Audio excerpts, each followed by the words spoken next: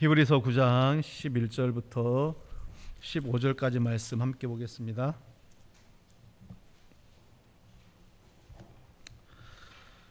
오늘 우리에게 주신 히브리서 9장 11절부터 15절까지 말씀입니다.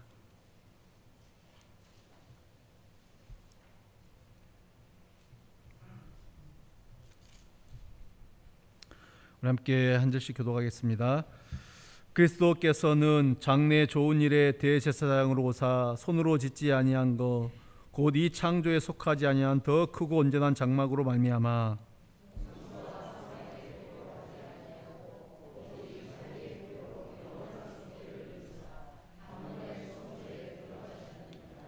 염소와 황소의 피와 및 암송아지의 죄를 부정한 자에게 뿌려 그 육체를 정결하게 하여 거룩하게 하거든.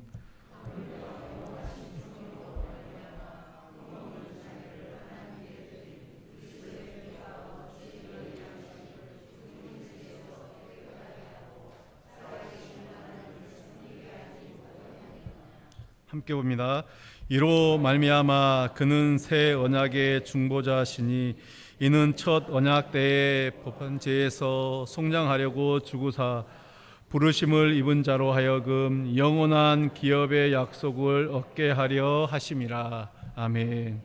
기도하겠습니다.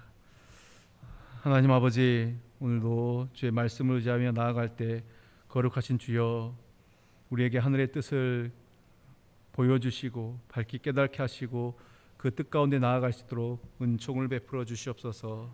예수님의 이름으로 기도드립니다. 아멘. 할렐루야. 아멘.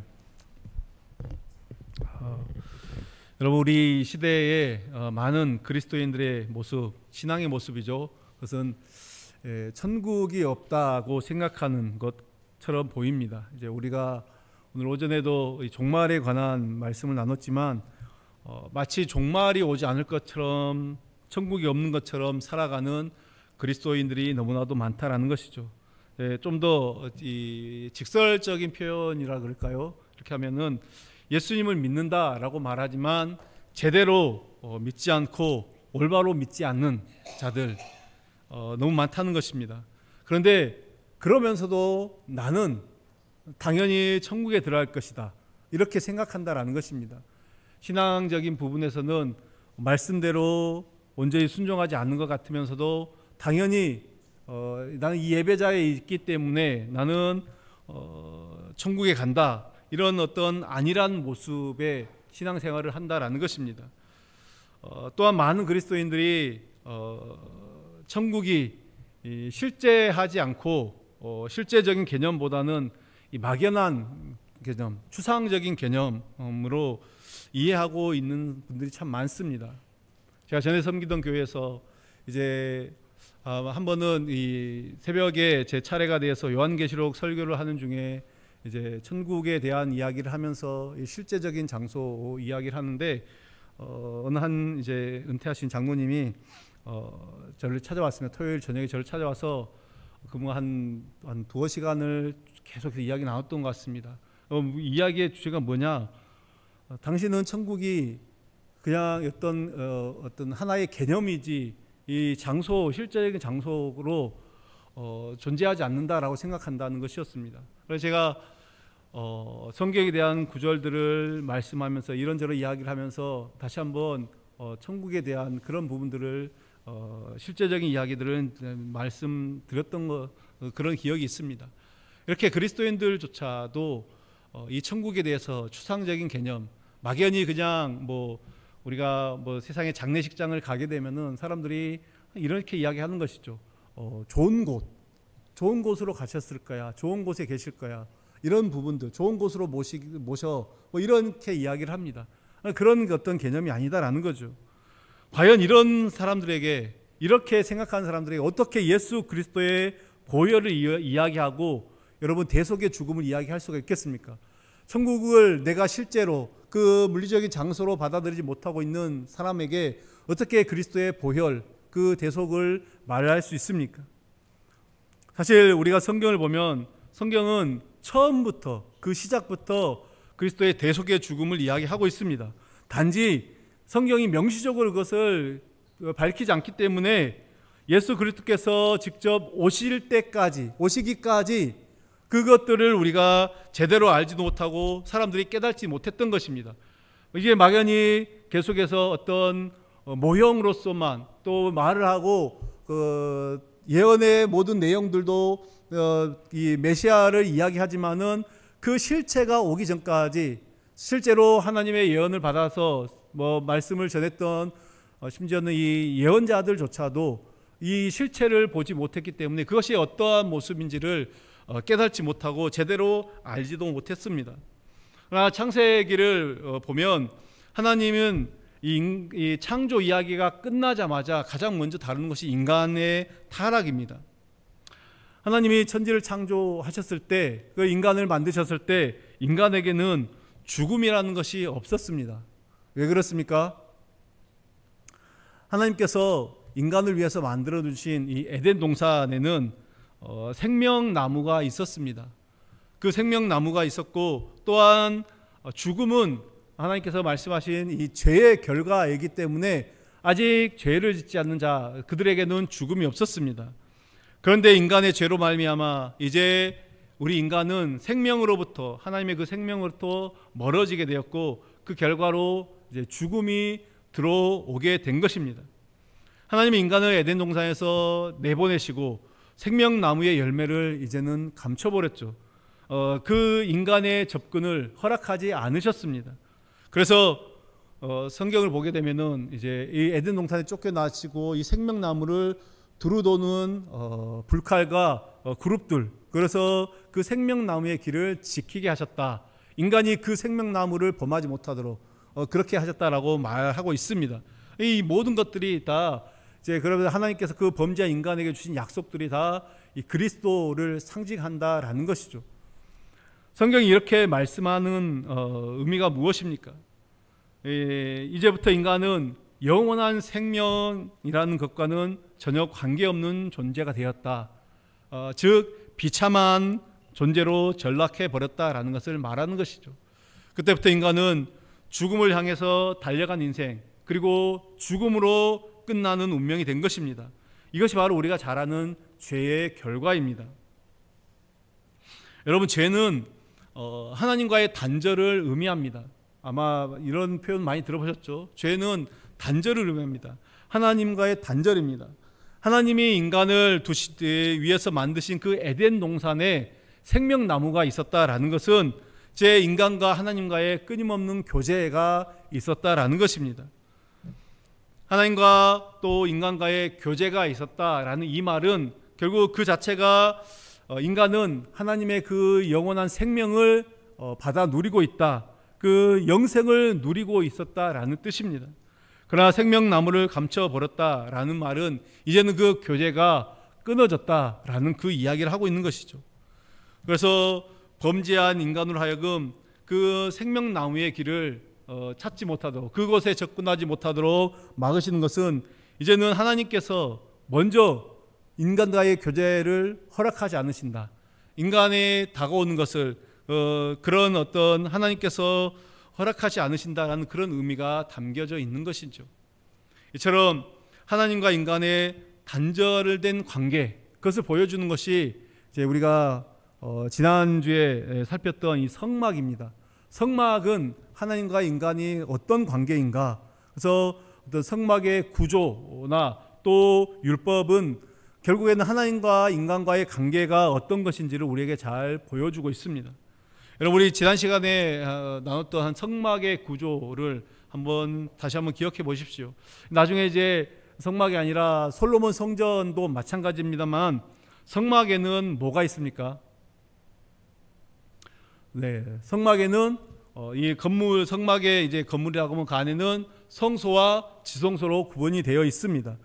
그래서 이 성막의 입구를 통해서 들어가게 되면 맨 먼저 만나는 게 성소죠.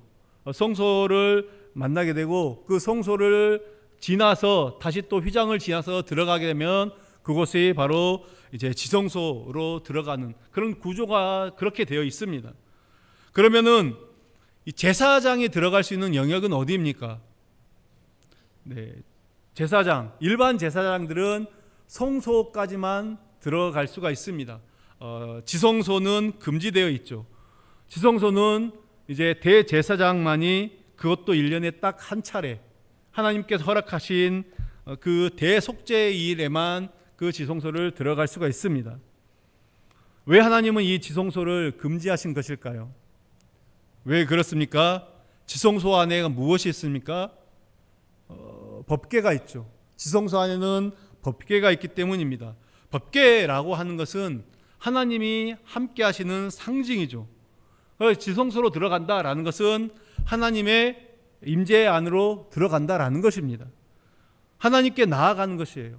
우리가 지금 이 시대에 함께 예배하면서 우리가 하나님 앞에 나아갑시다. 하나님 임재 가운데 나아갑시다. 하나님 이쪽에 임재하십시오라고 쉽게 우리가 말을 하지만 구약 시대에는 하나님의 임재라는 것은 일반 우리가 어떤 삶 속에서 경험할 수 없고 하나님을 만났다, 하나님을 봤다. 그런 것은 결국은 그 인생은 죽음이다 라는 것이죠. 우리가 이건 너무나 잘 알고 있습니다. 그런데 휘장을 쳐서 이 법궤가 있는 지성소를 막으시는 이유가 무엇입니까? 결국 너희와 나는 단절되어 있다, 단절된 관계다라는 것을 보여주는 것입니다. 너희들과 나의 관계는 교제가 없고 교통이 없는 단절된 관계라는 것을 분명하게 보여주는 것이 이 지성소입니다. 그러니까 이제 시각적인 효과가 있죠. 사람들이 성소를 보며 지성소를 보며 함부로 나아갈 수 없는 것들을 보며 우리와 하나님과는 참 멀리 떨어져 계신 분이구나, 하나님과 우리와는 단절되어 있구나, 이것들을 생각하게 된다라는 것입니다. 물론 대제사장은 들어갑니다. 그것도 1년에 한 번이긴 하지만 들어갑니다. 그런데 그냥 들어가는 것이 아니라 자신을 위한 제사를 드리고 들어갑니다. 쉽게 말하면은 자기 몸에 피를 바르고 들어가야 됩니다. 그렇지 않으면은 대제사장이라도 죽을 수밖에 없습니다. 하나님이 허락하신 날이라 하더라도 자기 몸에 피를 바르지 않으면, 바르지 않고 들어가면은 죽임을 당하게 되는 것입니다. 이것을 통해서 하나님께서 무엇을 깨닫게 하십니까? 그들에게 깨닫게 하시는 게 무엇일까요? 너희들이 내 법을 잘 지키면 나를 만날 수 있다, 그런 뜻입니까? 결코 아닙니다. 하나님이 이 성막의 지성소나 또 제사 이야기, 이것들을 통해서 우리에게 가르쳐 주시는 것은 인간이 하나님께 나아갈 수 있는 길은 오직 죽는 것 외에는 없다. 이 죽는 것 말고는 방법이 없다는 것을 가르쳐 주시는 것입니다. 여러분, 바로 이것이 구약의 한계입니다. 이게 뭐냐? 구약의 한계죠. 왜냐하면 이제 이 피라고 하는 것은 죽음을 의미하는 것입니다. 피는 죽여야 얻을 수 있는 거죠. 근데 제사장이 자신의 몸에 피를 바른다라는 것은 무슨 뜻입니까? 그러면은 나도 하나님 앞에서 나도 죽은 자다라는 그런 고백인 것이죠. 내가 죽을 수밖에 없는 자고 나는 죽었습니다라고 하는 그 고백입니다. 죄로 말미암아 죽은 자라는 그런 고백이 그 안에 있는 것이죠. 그런데 왜 짐승의 피입니까? 왜 제사장이 이 지성소에 들어갈 때 짐승의 피를 바르고 들어갑니까? 내가 피를 흘리면, 내가 죽으면 소용이 없기 때문이죠. 당사자가 죽어버리면 그걸로 끝나기 때문입니다. 하나님을 만날 수 없기 때문입니다. 그래서 짐승을 잡아서 대신 짐승의 피로 바르고 들어갈 수 있었던 것입니다. 이게 이제 아까 말씀드린 구약의 한계죠. 그리고 이제는 짐승이 아닌 우리의 죽음을 대신하는 분, 분을 예수님을 보내신 것이죠. 하나님은 이 짐승의 제사를 이제는 멈추시고 예수 그리스도를 이 땅에 보내심으로 그 피를 바르고 나아가는 모든 자들의 인생을 받으시고 그 제사를 받으시고 그 삶을 받으신 줄 믿습니다. 여러분, 우리 몸에는 예수님의 피가 묻어 있습니다. 맞습니까? 아멘. 십자가에 설리신 그 피가 계속해서 강같이 흘러서 정말 이 세상 끝날까지 그 가고 오는 주의 택한 백성들의 그 머리끝부터 발끝까지 피가 묻어 있는 줄로 믿습니다. 그렇기 때문에 우리는 이제는 담대하게 나아갈 수 있는 것이죠. 더 이상 짐승 제사가 필요 없고 뭐 성소니 지성소니 뭐 이런 어떤 공간의 개념이 필요 없습니다. 이제는 어디서든지 언제든지 하나님 앞에 나아갈 수 있게 되는 것입니다. 그 길이 예수님으로 말미암아 열린 것이죠. 그래서 여러분, 세례 요한이 그 예수님을 향해서 예수님 바라볼 때 무엇이라고 말했습니까? 보라, 세상 죄를 지고 가는 하나님의 어린 양이로다. 그렇게 외쳤던 것입니다. 자, 여러분, 이런 내용들을 들으면은 이제 어떤 생각이 드십니까? 이런 이야기에 흥미가 느껴지십니까? 이게 뭐 한두 번 듣나? 많은 분들이 이제는 많이 듣고, 우리가 뭐 이 시브리서를 이야기하면서도 여러 번 들었던 이야기인데 재미없고 딱딱한 구약 이야기다라고 그냥 치부해 버리는 분들이 계실지 모르겠습니다. 그리고 이러한 내용을 몰라도 뭐 우리가 구원받고 또 천국 가는 거 문제 없지 않는가, 뭐 이렇게 말을 할지도 모르겠습니다. 완전히 틀린 말은 아니지만, 그러나 만약에 우리가 이런 생각으로 신앙생활을 하고 있다라고 하면 그는 굉장한 착각입니다. 이 성경에 대한 구약의 이야기를 모르니까, 이 성경에 대한 이런 이야기들을 모르니까 우리가 뭘 하게 되냐면은 자꾸만 율법을 찾게 됩니다. 그리고 율법을 잘 지키는 그것이 신앙이다라고 생각해 버린다라는 것입니다. 그래서 여러분, 우리가 듣는 표현, 성경은 덮어놓고 믿는 것이 아닙니다.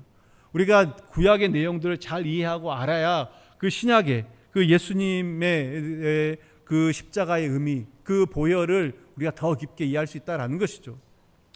여러분, 율법으로는 안 된다는 것을 가르치고 있습니다. 이해되시죠? 율법으로는 안 된다는 것을 우리에게 보여줍니다. 여러분, 이거 사도 바울도 그렇게 이야기를 하는 것이죠. 사도 바울의 주장이기도 합니다. 그런데 우리는 거꾸로만 받아들이죠. 자꾸만 율법으로 문 것을 해야 한다, 그 주장을 계속해서 하고 있는 것입니다. 구약은 믿음의 본질을 찾게 해줍니다. 우리 하여금 믿음의 본질이 무엇인가? 좀 전에 말했듯이 이 지성소의 규례가 말해주는 것은 인간은 어떤 것으로도 하나님께 나올 수 없다, 이것을 깨닫게 해주는 것이죠. 그래서 이 화목제물로 오신 예수 그리스도가 필요하다라는 것을 보여주는 것입니다. 그렇기 때문에 우리가 믿음이다라고 하는 것은 말 그대로 예수님만 바라보고 예수님으로만 되어진다, 예수님 밖에 없다라는 것을 믿으면 되는 것이죠. 이게 바로 믿음입니다. 그럼에도 불구하고 이제 사람들이 이제 그렇죠. 자꾸만 내가 무엇을 해야 된다, 우리는 그런 생각을 많이 하게 됩니다. 그래서 자꾸만 율법을 지키려고 하는 것이죠. 지키지 말라라는 뜻이 아니라 왜 지키는가, 왜 이것들을 하는가, 그 본질, 그 의미를 찾으라라는 것이죠.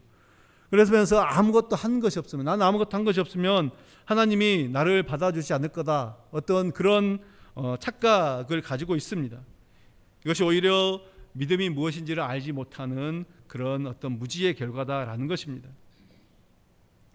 우리는 끊임없이 이 하나님의 말씀을 통해서 하나님이 무엇을 말씀하시는지를 살피는 훈련을 해야 됩니다. 성경을 보면서 하나님이 과연 이것이 나에게 말씀하신 바가 무엇입니까?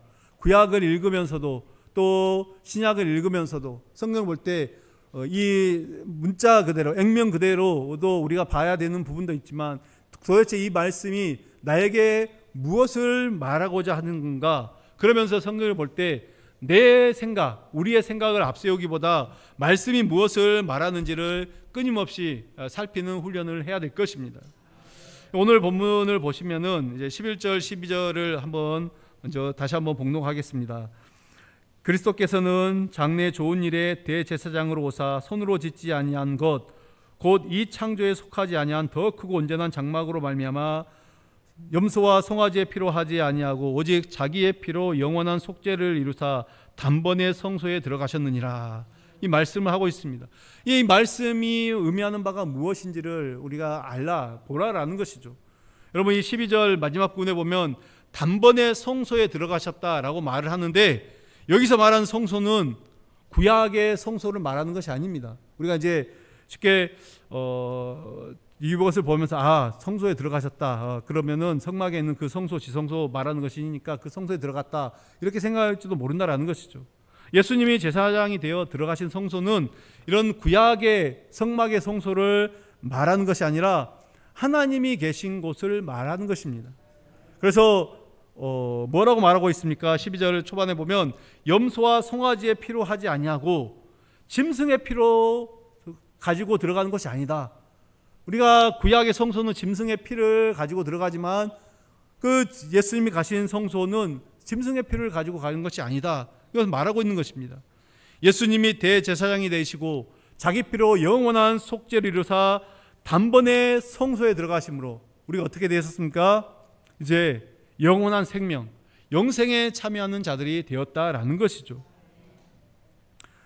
단회적이 아닙니다. 이제는 구약의 제사는 한 번 그리고 계속해서 짐승을 잡아 죽여야 되지만 이제는 한 번의 제사로 한 번의 그 그리스도의 그 희생으로 이 모든 것들이 다 해결된 것이죠. 예수님이 오셔서 그래서 하신 일은 보면은 손으로 짓지 아니하시고 창조에 속하지 아니한 온전한 장막에서 영원한 속죄를 이루는 것입니다. 그러니까 이 땅의 것이 아니다라는 것이죠. 창조에 속하지 않은 것, 손으로 짓지 않는 것, 이 땅에 속한 것이 아니다라는 것입니다. 그러므로 우리 성도들은 손으로 지은 장막이 아니라 예수님의 속죄로 말미암아 이루어진 그것을 그 영원한 것을 바라보며 그것에 관심을 두고 살아가야 될 것입니다. 그러니까 이것은 결단코 이 예배당과 같은 이 땅의 건물을 말하는 것이 아닙니다. 그 장막이 이 땅에 있는 예배당이 아니죠. 근데 이제 많은 사람들이 여전히 우리의 손으로 지은 이 예배당에 더 큰 관심을 가지고 있습니다. 예수님의 그 나라에 영원히 거하는 것이 소망이 아니라 내 손으로 무엇 하나 이 땅에서 예배당 하나 잘 지어서 바치는 것, 그것을 더 큰 소망으로 생각한다는 것이죠. 여러분, 제가 여기서 말하는 예배당은 우리 지금 이 교회 건물과 같은 그 예배당을 말하는 것이 아닙니다. 건물을 말하는 것이 아니라 이 예배당이라는 결국에는 자신의 손으로 이룬 어떤 신앙의 업적들을 말하는 것입니다. 여러분이 신앙생활하면서 우리가 신앙생활하면서 나는 이런 직분을 가졌다. 나는 이런 어떤 교회 안에서 이런 헌신과 봉사를 했다. 이런 것들로 섬겼다. 이 말하는 모든 것들을 말하는 것입니다. 이런 것들을 중요시하며 우리가 그것에 관심을 가지고 정말 그 영원한 그 것들을 바라보지 못하고 자꾸만 이 땅에 있는 것들을 바라보는 게 너무나 많다라는 것이죠. 여러분, 이것은 곧 이런 것입니다. 1만 달란트 탕감을 받은 자가 자꾸만 이 100데나리온에 목을 매는 것과 똑같은 모습이다라는 것이죠. 우리는 1만 달란트를 탕감받았기 때문에 우리에게 영원한 생명이 주어졌기 때문에 이 땅에서 우리가 어떻게 살아가나 무엇을 하면 살아가나 그것은 크게 중요하지 않다라는 것이죠. 오직 내가 어떤 상황과 어떤 곳에서도 예수님을 높이며 예수님을 자랑하며 예수님을 드러내는 자로 살아가는가, 그것이 우리의 관심이 되어야 될 줄로 믿습니다. 계속해서 또 우리 13절 14절의 말씀도 함께 보겠습니다. 염소와 우리 같이 한번 보겠습니다. 염소와 황소의 피와 및 암송아지의 죄를 부정한 자에게 뿌려 거룩하게 하거든 하물며 영원하신 성령으로 말미암아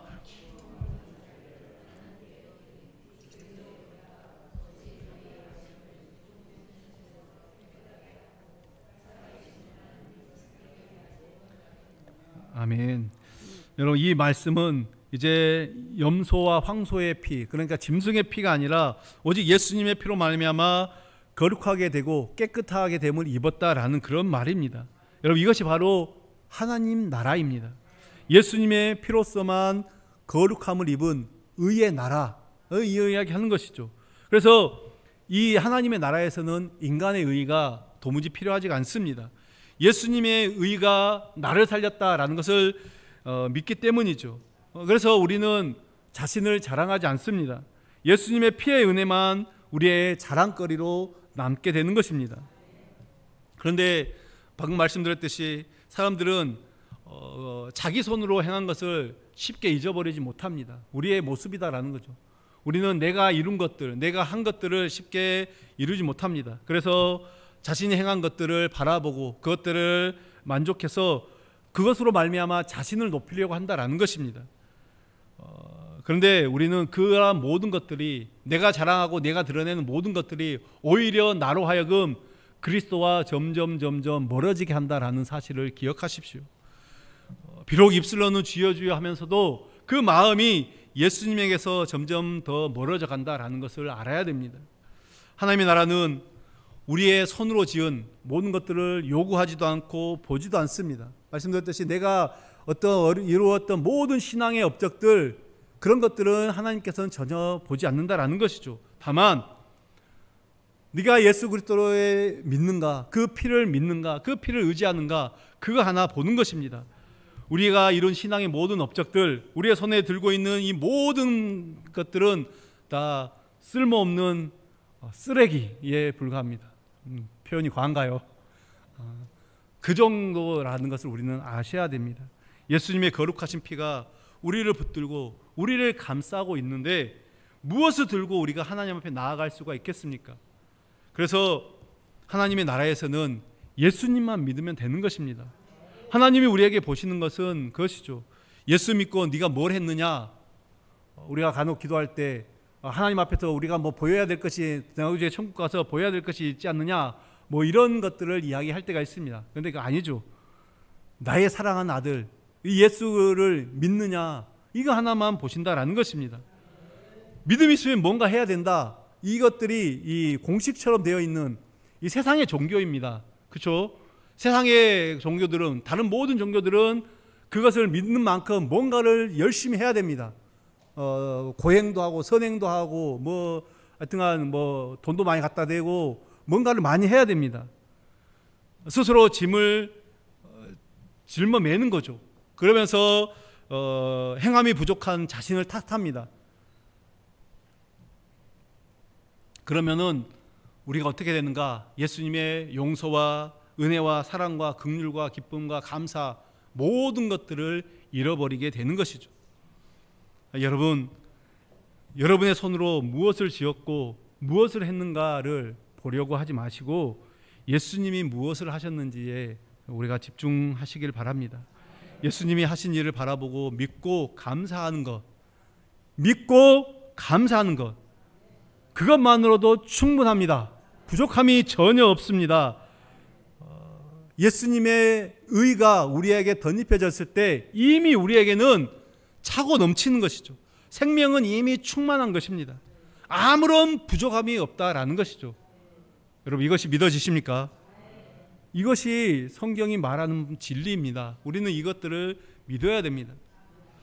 15절을 보시면 이로 말미암아 그는 새 언약의 중보자시니 이는 첫 언약 때에 범한 죄에서 속량하려고 주구사 부르심을 입은 자로 하여금 영원한 기업의 약속을 얻게 하려 하심이라, 이렇게 말씀하고 있습니다.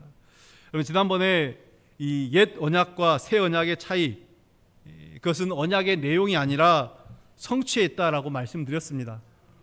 기억나십니까? 네.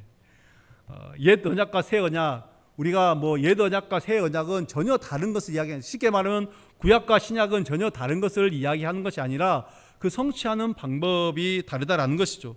다시 말씀드리면 옛 언약이 우리에게 계속해서 어떤 성취를 요구합니다. 율법이 그런 것이잖아요. 이것도 하고 저것도 하고 이것도 하고 계속해서 해야 된다, 그렇게 말합니다.